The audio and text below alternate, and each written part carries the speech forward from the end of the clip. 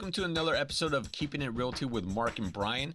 Before we get started into this show, big shout out to East Brother Beer Company. I'm excited to try their beer here because it's a brand new beer. I haven't had it before. It's called the Freighter Series English Strong, and it's a 7.6% alcohol. Wow. Yeah, so excited to give this a try. Looks like you got started before I did. Technically, I did because I wanted to try it, and it's super delicious. So you're right. It's amazing. It's really good stuff. Check out East Brother Beer Company. On Cinco de Mayo, they have a great event. They have a taco cook-off coming up from 1 to 8 o'clock p.m. So definitely check them out. They're located in Point Richmond. So, Brian, let's jump right into the show here. And the very first topic we're going to be covering is taxes and basically tax refunds.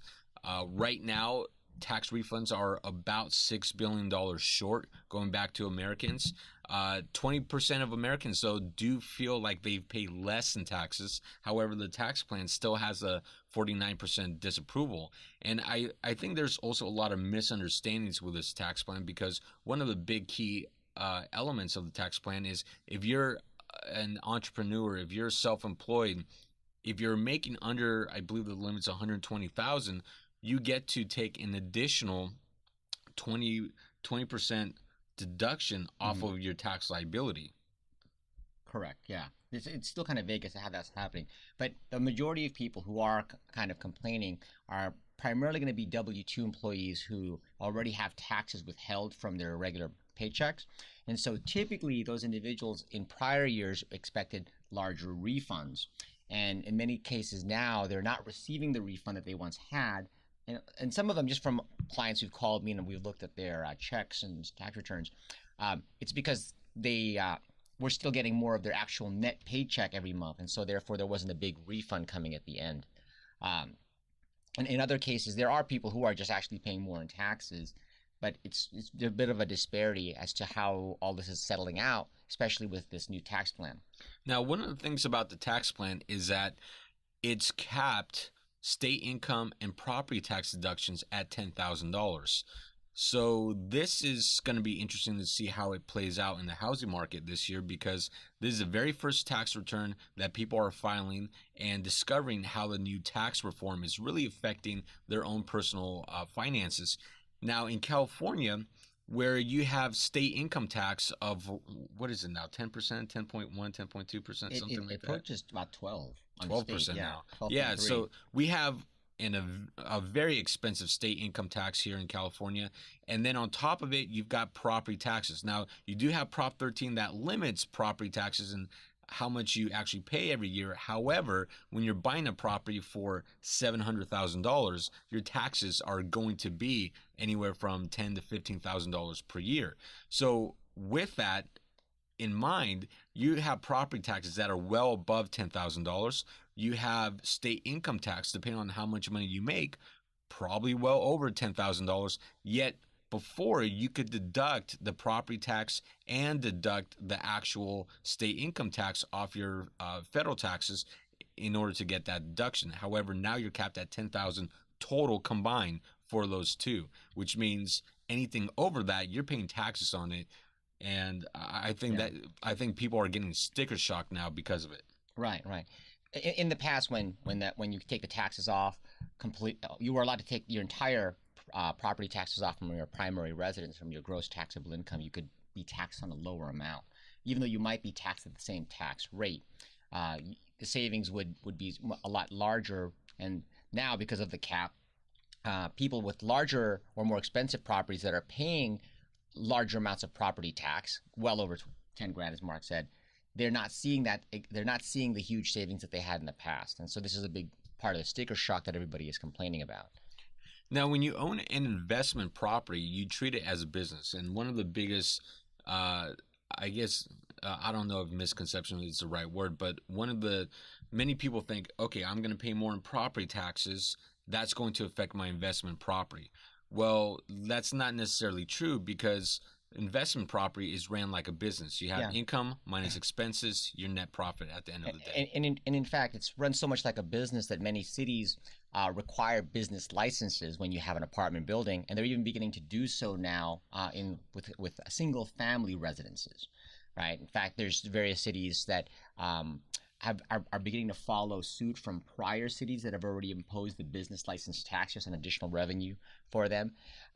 In fact, I had a client call me yesterday asking me about a business license requirement for her single-family residence in Hercules. Now, this is still something that's up for debate because the city of Hercules is primarily trying to argue that on condominiums that were originally built as multi-unit, very similar to apartment buildings for rent.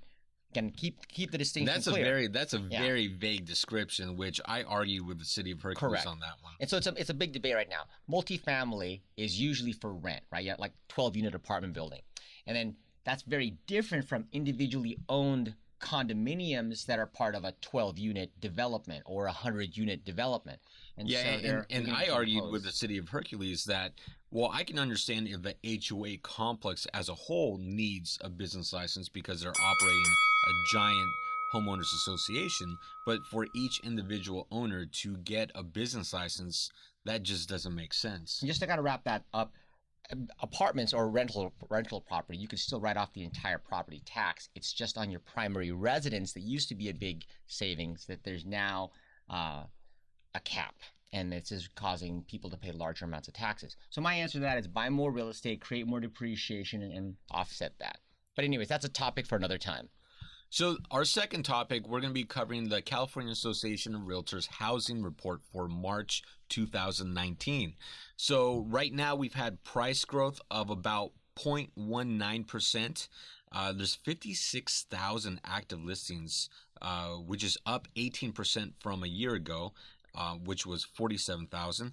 But it's very interesting to see these statistics and these numbers. So with the interest rates dropping from 5.2 in December down to 4.0 in January, it was not a surprise to see an uptick of the month-over-month sales from January to February, which went up about 11%, if I'm correct.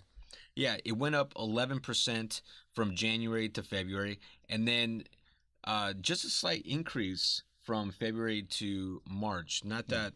And again, to kind of put things in perspective for the audience, you've heard us talk about how there's a recession coming. And again, from my perspective, I think this recession that's coming will be a minor one that'll probably last 18 to 24 months. It will not be a major one. It's just primarily a market correction that you typically see, especially in California, within these 6 to 7 year cycles. Now, what's interesting about this particular report is that it shows a 6% drop in sales, right? And the main reason that's year over year. Yeah, that's year over year. The main reason I argue that is because of the fact that it's year over year. Because the big question is well, in February there was an uptick in the amount of sales, which we believe and attribute to the fact that the interest rates dropped. They kept them low. Whereas when you look at it overall, it's still a 6% negative. And again, when I was looking at this statistic, I went back, 12 months back, and you arrive at right around May 2018, just about the time when you saw a big correction in the market where properties were staying on the market a lot longer. You didn't have multiple offers above asking. You'd have multiple offers below asking, and then you try to pick the highest one that got as close to the asking price as possible. And right about just a few months beyond May, you'd see owners accepting offers below asking in certain areas. And so those negative months where you had a decline in sales from May 2018 to present, I believe, are attributing to the fact that you see a overall 6% negative. Yeah, and my takeaway from this is that you have, if you look year over year, you've got an increase in listings, you've got the number of sales decreasing, even with the bump in sales the last few months from the lowering of interest rates and that whole inverted yield curve that we talked about a couple episodes ago. Even with that, you're still declining in sales. I think what we're seeing right now in the big picture is a slowing down of the housing market. There's a lot of things happening in the economy that even though we have very low unemployment, we have still pretty good GDP. However, the GDP growth is slowing down, and it's expected to slow down in 2019, expected to slow down even further in 2020. And so when you're looking at all this from from the whole macro perspective, you start noticing that we are going through a slowdown right now. again, we're not predicting a crash like 2008 or anything of that nature, but we are seeing a slowdown in the housing market. Yeah, and keep in mind all of these various reasons that we're throwing out. Nobody really knows what the cause of the downturn will be until, unless you're beyond it, or you see what the actual reasons were in hindsight. So that all said, just from my own experience, I always see these 6 to 7 year cycles. I thought that right about this time when we hit the 6th or 7th year of a big upcycle from 2012, right? So property values were beginning to go back up from 2012 to 2008, going backwards, marking that Great Recession period. Right about the 6th or 7th year, you always hit a plateau. Never actually know the reason why. I can go back and quote exact various reasons why from prior years, whether it was the S&L crisis or the mortgage meltdown. So in this particular case, this market is what people are coining the random market, which we've talked about in other shows, because you have these slowdowns, multiple offers below asking, and in some areas they're still staying pretty stable. Overall, despite the fact that overall the economy is still doing very well. Yeah, and we can see even the median price for the state, March of 2018 was 564,000, and it's 565,000 for March of 2019. So it was just up 0.2%. So I think the overall appreciation that we've seen historically the last 7 years, you're not going to see that much anymore. You're going to see prices really plateau right now, hit the peak, and you're going to start seeing prices probably decline end of this year, early next year.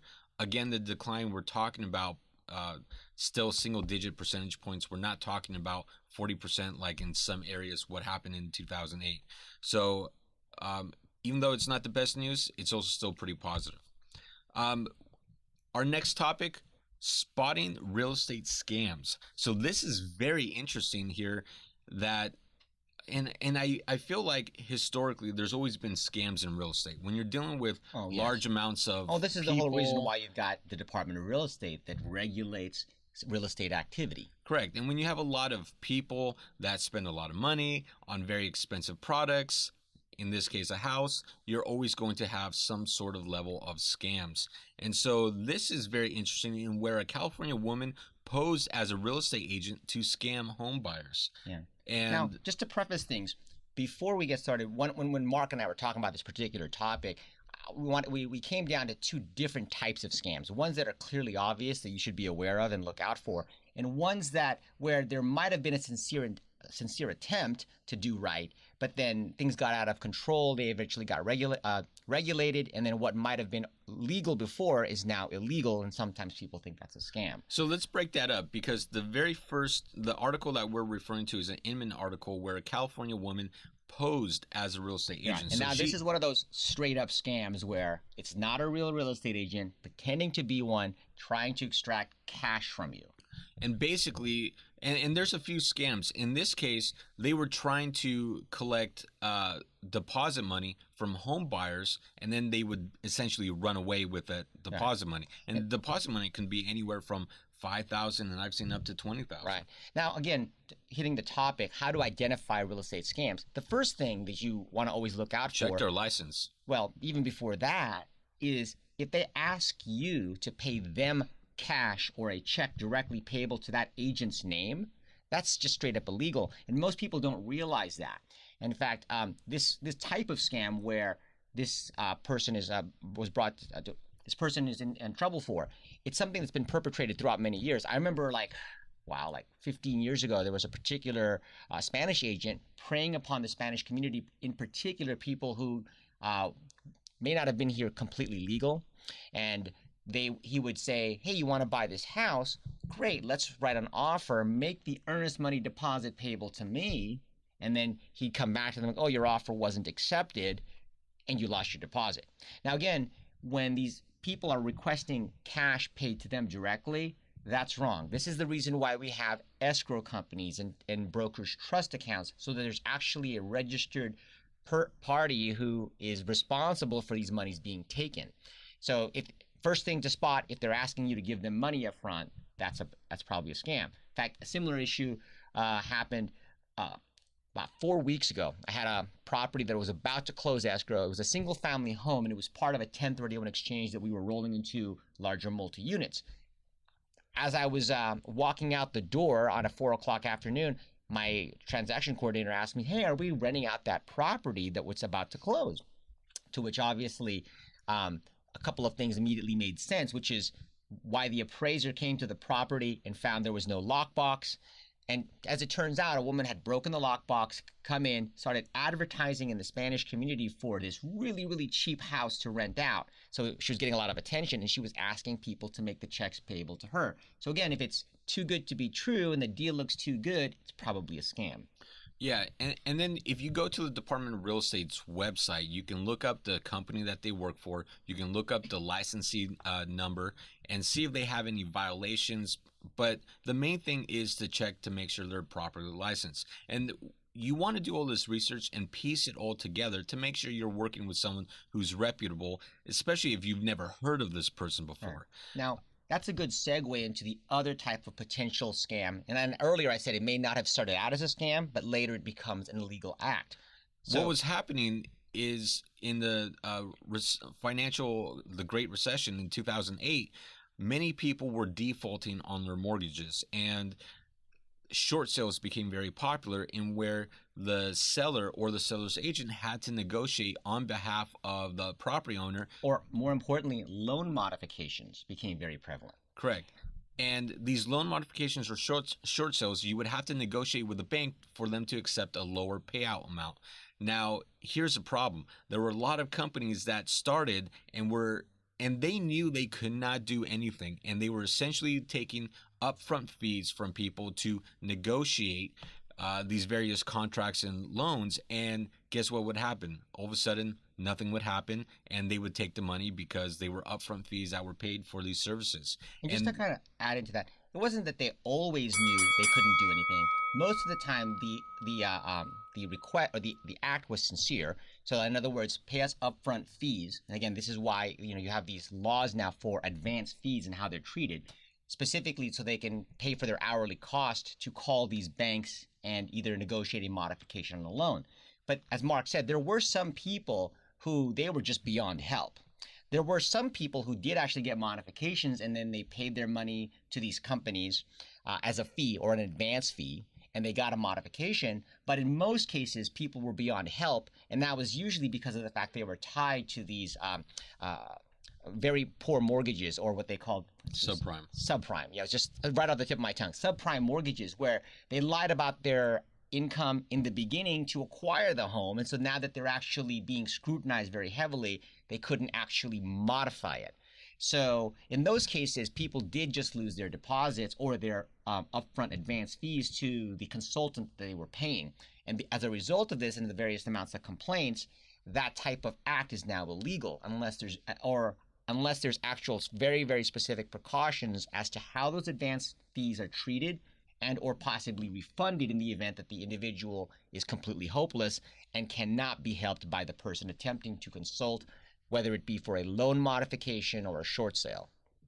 Okay, so our next topic is going to be a bit of a fun topic here, and it's surrounding Star Wars. So there's a bit of news. The Star Wars Episode 9 trailer just came out a couple days ago. And if it hasn't been readily apparent, Mark is a huge nerd, and I actually am a bigger nerd when it comes to these sci-fi and fantasy stuff. So Star Wars. So Star Wars Episode 9 trailer just came out. They also announced Season 7 to Star Wars Clone Wars, the animated series. And don't forget The Mandalorian. That trailer came out, which is amazing, and that just looks really. That looks really good. I'm really excited for that one. That's a Disney live-action TV show that actually looks gritty, and hopefully it stays gritty. There were a lot of people that were not sure about the live-action Disney series on The Mandalorian because most live-action series are made very cheaply. Right. But you can tell from the trailer that they've dumped a lot of money, effort, and time into this project, and it's going to be amazing. And then the actors are amazing. Top-notch that they've selected so far. Yeah, I think The Mandalorian has the potential to create a whole new level, like setting the bar higher for many of these live-action series. You guys are probably asking, what does all this Star Wars stuff have to do with real estate? So the question is, which Star Wars character would you want to go into business with?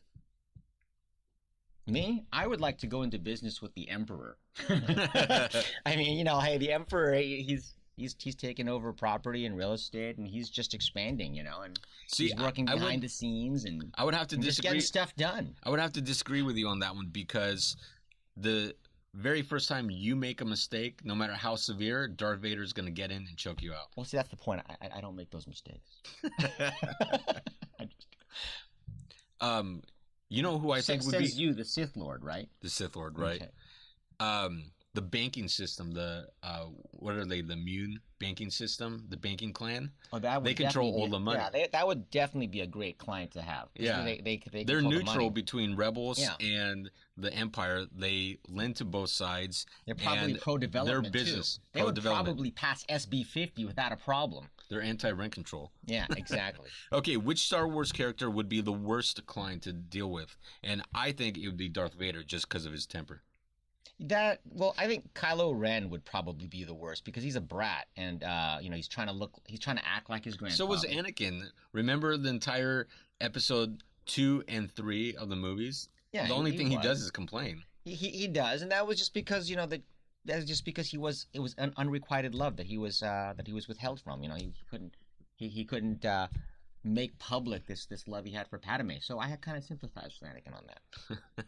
And Kylo Ren's somewhat similar. Kylo Ren's just a rich brat who grew up, with two parents who were horrible, Han Solo and Princess Leia, and then had an uncle who was the Master Jedi that tried to train him, and everything just went all wrong because he was a brat, rich brat.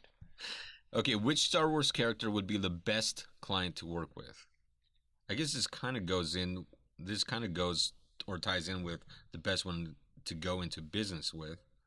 But I guess who would be the best client? I'm kind of changing my mind now that I would align myself with the whole banking planet, the banking system planet. Those green guys that look like fish people. Fish people.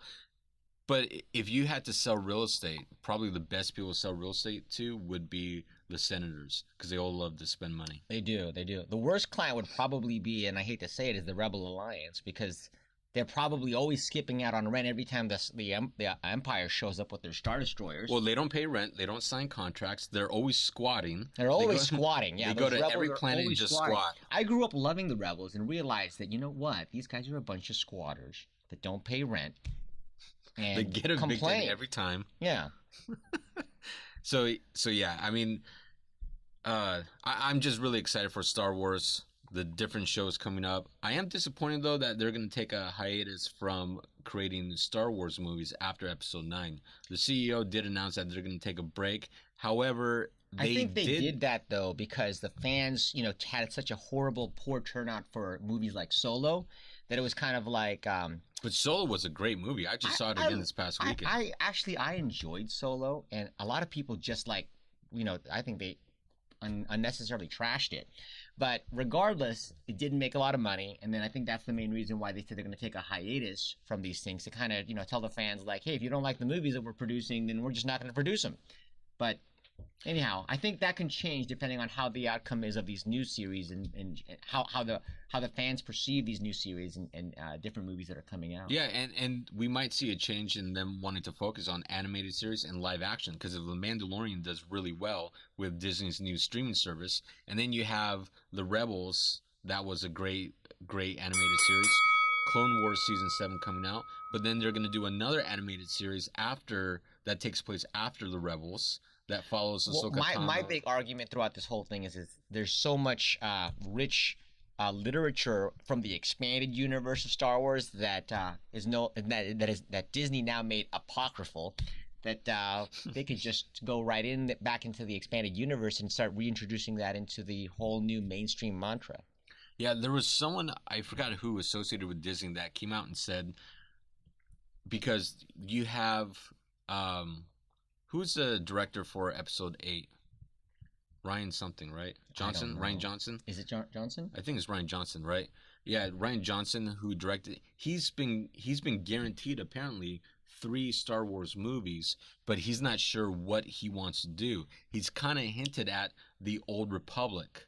Knights of the Old Republic. That would be great. It would be. That'd be great. It would be. And so someone associated with Disney just announced that one of the big mistakes that Disney did in going with the Solo movie and going with Rogue One is not focusing on where people really want to see Star Wars, and it's the Old Republic. So I have a feeling they're taking a hiatus to like seriously revamp the movies, and then they're going to come in with the Old Republic. And for those of you who just got lost with a deep dive of geekdom that we just went into, the Old Republic is really just a series of video games that came out that talks about 1,000 years before Star Wars. Was it 1,000? In books. In books. Yeah. And they came out and it talks about this like age-long battle between the Sith and the Jedi.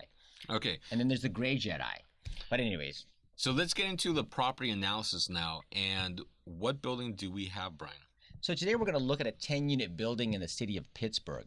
Now, many of you'll probably hear me talk about how we'll do analysis on individual single-family homes for clients and make recommendations on trading those lower performing or low cap rate performing properties into larger multi-units that not only have better cash flow, better cap rate to start, but also the ability to wipe out any taxable income through depreciation. So the property we're looking at today is a 10-unit building in the city of Pittsburgh, and the property was built, I think, in 1948. Now, the primary things that I'm looking for here is the fact that in Pittsburgh, and correct me if I'm wrong, but there's no rent control. That's correct. And it's a 10-unit building asking $1,925,000. In particular, I have a 4-unit building in the city of Richmond that's currently in escrow, and we're in contract for a little over $800,000. And the client has a humongous capital gain. In fact, I sold the client the property 19 years ago. 19 years ago. Yeah, just to kind of date myself. But regardless. So they're doing well on the sell. They're doing well in the sell. In my opinion, they held on to it a lot longer. In fact, as we were going through their analysis, they did realize they could have made a lot more gains and moves throughout the year. Some of my other clients did, where I traded them into, they're into like several hundred units now. But this particular client's unloading an 4-unit building. And part of the things that I'm looking for here is that they're going to have the ability to buy a larger multi-unit with the money that they're going to be netting from the property, while simultaneously being able to satisfy the requirements or the minimum requirements of their 1031 tax deferred exchange. So in particular, this what I'm looking at right here is a 10-unit building in the city of Pittsburgh. It's asking $1,925,000. When we looked through the offering memorandum and the expenses of the property, it supported a loan amount of $1,260,875. So in this case, they would require about a 34, almost 35% down payment. Long story short, between the down payment and the closing cost, the client's going to need about $701,000. Now, this happens to fit the bill with what they're going to be netting. In fact, they're going to be netting a little bit more than this, so that we're actually planning on using the excess portion to help them buy a single-family home and things of this nature that they might later turn into their primary residence. But that's a story for another time. This 10-unit building requiring about $701,000 down, which is roughly a 65% loan to value, in my opinion, has a good, strong potential because of the fact that it doesn't have rent control. After really hammering through the expenses, which are ranging around 38% of the effective income, the property still starts out at a decent 5.14 cap rate. Now, when I analyze its current income versus the market rent is actually about a 17.89% difference, right? Or a loss to lease, meaning that they could rent the property if everything was rented out at current market value for 17.89% more, right? So what would be the equity gain on that jump? That was what I was going to get to. So, for example, if they get into a property like this with $1,925,000 with a 35% down, just by simply getting it to the market rents, they're experiencing roughly a $690,424.89 capital gain.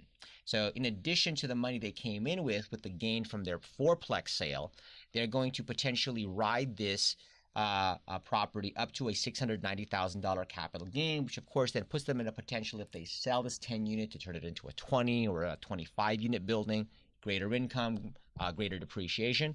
Now, that 17.89% loss to lease, right?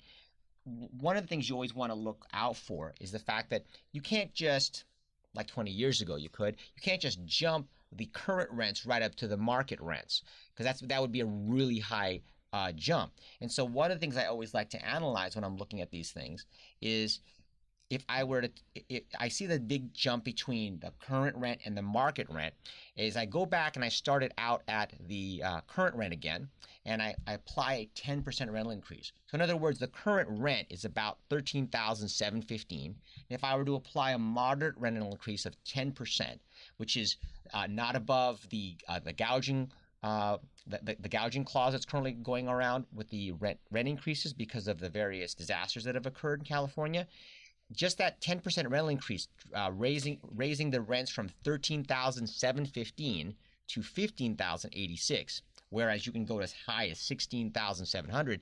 That in itself creates a bump in equity of $345,000, $345,781 of value. So if they're coming in at a acquisition price of $1,925,000, the property is still going to be valued roughly about $2,270,000 if you are using a prevailing cap rate of 5 or 6%, I'm sorry, 5.5%. And again, to put things in perspective, cap rates are the average return that most investors are willing to pay or make whenever they buy a property. The higher the cap, the lower the price. The lower the cap, the higher the price. So if we're using a middle cap rate of 5.5 to 6, then we're still seeing a tremendous equity jump. Now, what that also means for the buyer is coming right into the property with the existing rents. They're actually seeing a cash flow of roughly $1,663.63, which is roughly $20,000 a year. And after paying a principal reduction, they're actually coming into a 5.56% ROI. Now, again, the difference between ROI and cap rate is that ROI takes into consideration the actual money that was taken out of pocket to acquire the property, as opposed to cap rate, which considers that you bought the property all cash. The property at a purchase price of $1,925,000 creates about a $56,000 depreciation schedule, which totally offsets the $38,999 of taxable income that the property produces. So it creates a $17,000 additional depreciation write-off for individual investors who might be in the position to use it. Now, not all investors can use it because of their various employment status, such as if they're gainfully employed versus self-employed, and if they're technically in the business. But regardless, even if they didn't have to pay the taxes on the $40,000 they're initially starting to make, it's still a huge win. And then, of course, as you start to ratchet up the rents, just with these moderate rental increases of 10%, you are not only increasing the value, but you're still within a range of about $56,000 a year that you can make. Again, keep in mind that starting out, you're making $40,000 a year, not having to necessarily pay tax because of the depreciation the property will put off, and you can bring the income all the way up to $56,000 before a taxable event on the ordinary income from the rents actually occurs. So again, these are all various wins that I'm looking for whenever I'm looking at placing my clients, taking them into another property after selling a smaller property or a relinquished property from a 1031 tax-deferred exchange. And again, the big part of this is, as I'm going through all these various rental increases, which I'm predicting to take roughly about 2.5 to 3 years, that within 3 years after raising the rents just in these moderate levels from $13,715, again, 3 to 4 years later, bringing it up to a grand total of about $18,254, you're creating roughly $1,022,000 of equity in that property if you sold it at a 6 cap.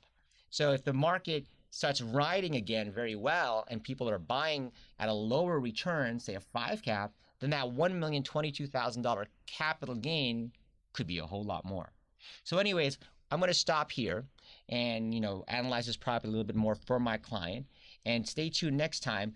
And I was thinking next time what we could do is we could actually do an analysis on one of these deals that we've actually closed, where we demonstrate how we take a single family residences that are usually used for rentals and trade them into multifamily units and the various things that are going on.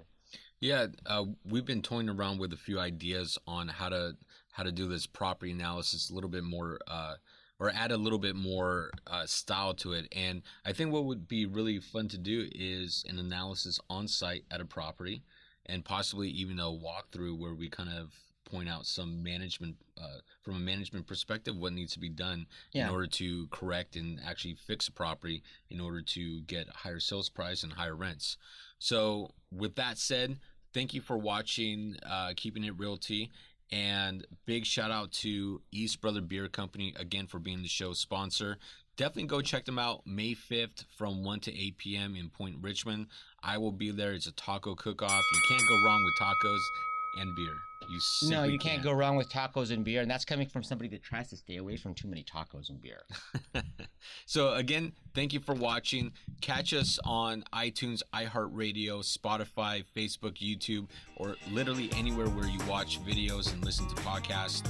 And we will see you on the next episode. Thank you for all the feedback we've been getting. We love the feedback. Keep it coming. Let us know how we can help you. Stay tuned for next week.